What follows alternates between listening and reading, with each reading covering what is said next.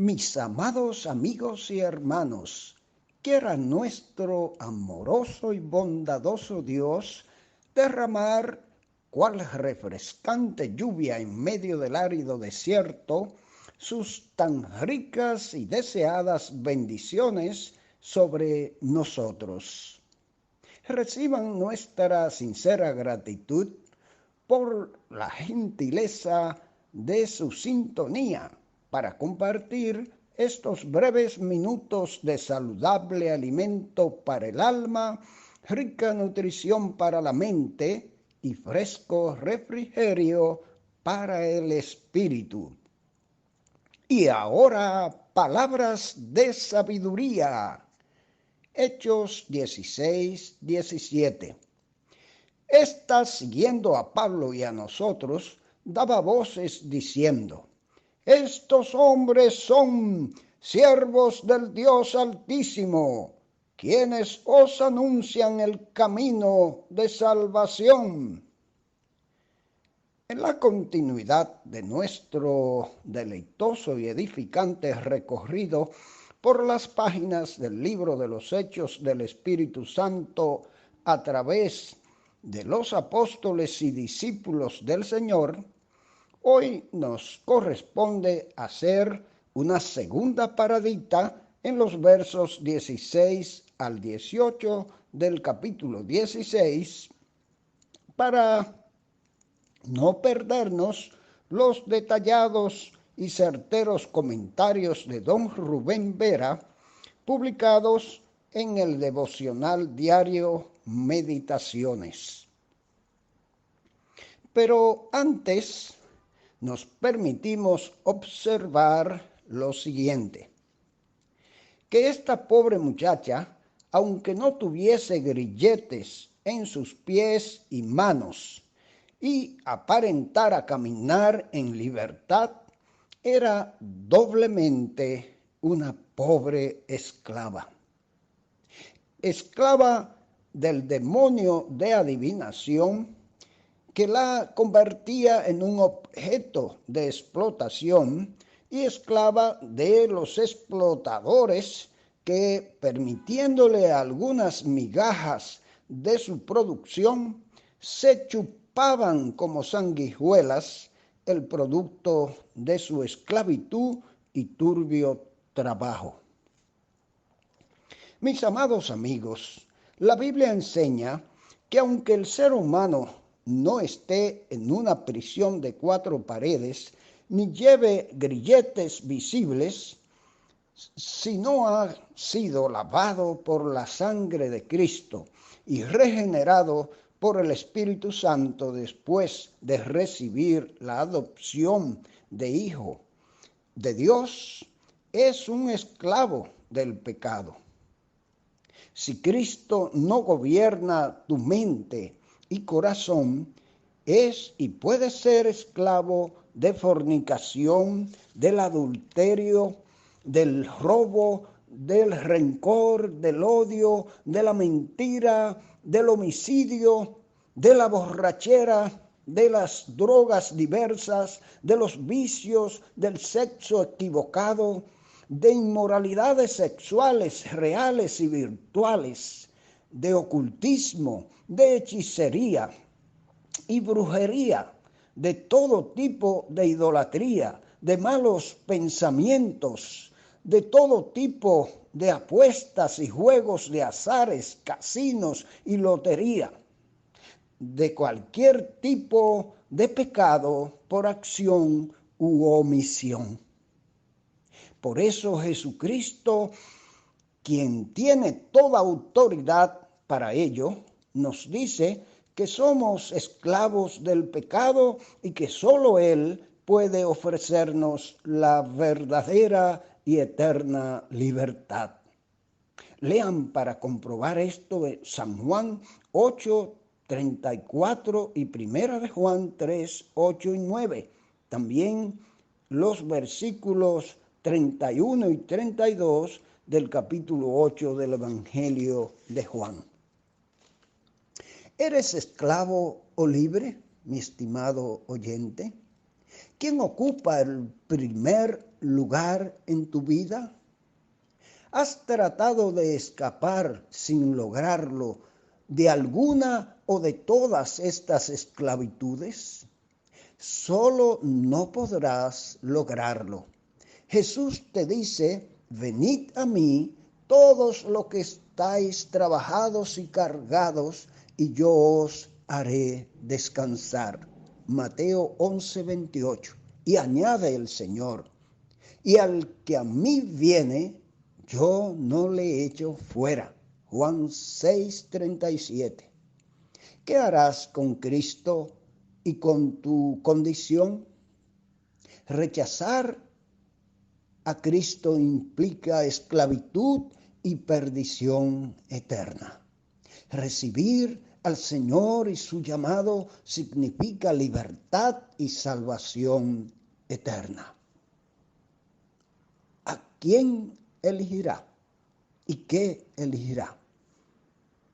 Tú tienes la capacidad y la oportunidad para elegir a Cristo y hacerlo tu libertador y hacerlo tu salvador por siempre. Ojalá que así sea. Y ahora les invito a estar atentos a los amenos y edificantes comentarios de don Rubén Vera, hoy con el tema La esclava pitonisa, parte 2, Hechos 16 al 19. Ya hemos señalado que los conversos que hizo Pablo y las personas con quienes tuvo contacto representan los más diversos sectores de la población. Si Lidia provenía de la clase social más alta, esta esclava estaba en la más baja. Era lo que se llamaba una pitonisa. Pitón era uno de los nombres de Apolo, dios griego, reputado inventor, según ello, de las bellas artes, de la música, de la poesía, de la medicina y de la elocuencia. La pitonisa de Delfos era célebre por su supuesta inspiración para adivinar. La muchacha de quien aquí se trata era una pobre endemoniada. Se creía que los ventrílocos poseían este espíritu. Hacía profesión de traer mensajes de los espíritus. Como en los días del Señor, estos espíritus malignos conocían la verdad. Marcos 1:24. Estos hombres son siervos del Dios Altísimo, que nos anuncian el camino de salvación, decía el demonio. Esto desagradó a Pablo, pues aunque decía la verdad, no quería que el evangelio estuviese asociado a una persona poseída de un mal espíritu. Haciendo uso de la facultad del exorcismo, dijo al espíritu: te mando en el nombre de Jesucristo que salgas de ella. La existencia de un príncipe de las tinieblas llamado Satanás y de una legión de malos espíritus que le obedecen, que pueblan el espacio y que muchas veces se posicionan de los seres humanos, es doctrina bíblica que el maestro reconoció como un hecho real.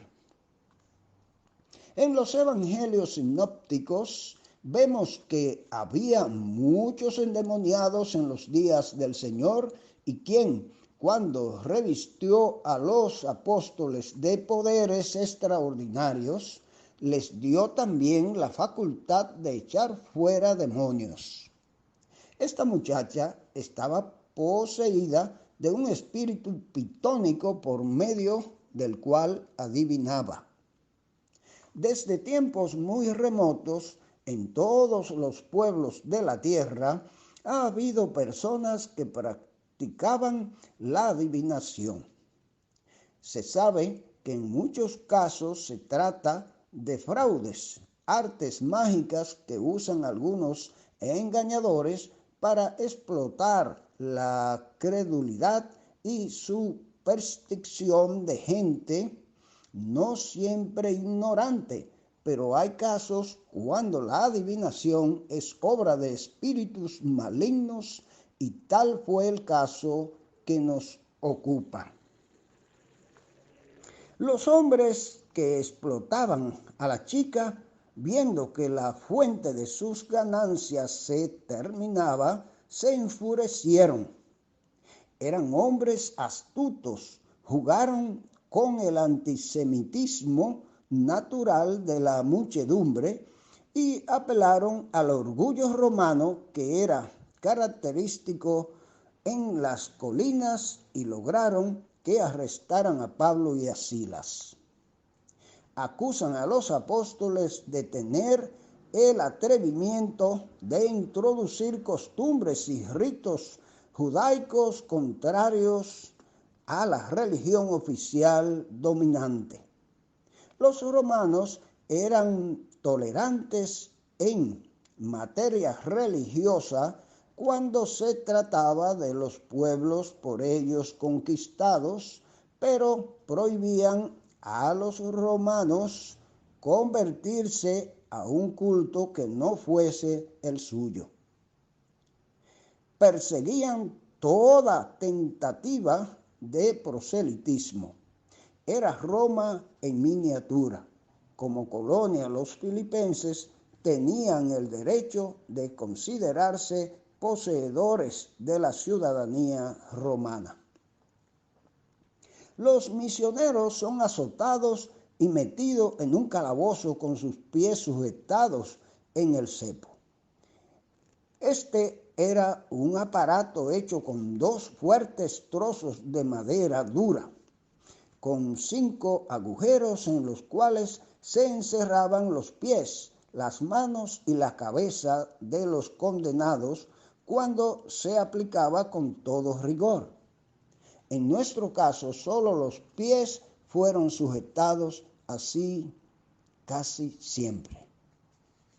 Fueron arrestados por hacer el bien, y así ocurre siempre que el cristianismo ataca intereses creados.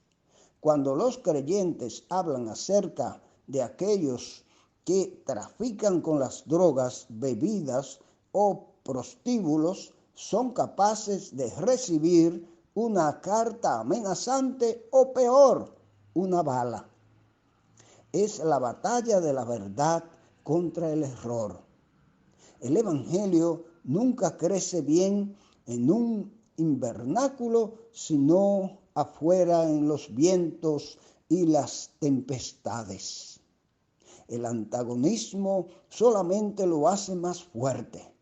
Poner a alguno en la cárcel por causa del evangelio y habrá un terremoto, o sea, la obra se extenderá. Aseguraron la tumba de Cristo con sellos y una guardia, y aquí hay puertas fuertes y cepos, pero en ambos casos Dios hizo pedazos su seguridad. Es que, amigos y hermanos, nada ni nadie puede contra el poder de Dios. El evangelio son sus buenas nuevas de salvación para la humanidad. Y los verdaderos y auténticos cristianos tienen y tenemos la responsabilidad de proclamar el evangelio con nuestro diario vivir, pero también con nuestros labios, donde quiera que sea, dice la palabra, a tiempo y fuera de tiempo, aunque nos cueste la vida. Ojalá, mis amados hermanos, que seamos valientes y dispuestos para vivir ese testimonio que tanto se merece nuestro Salvador y proclamar sus verdades a las almas cautivas por el pecado. Que Dios nos bendiga y que así sea. Amén.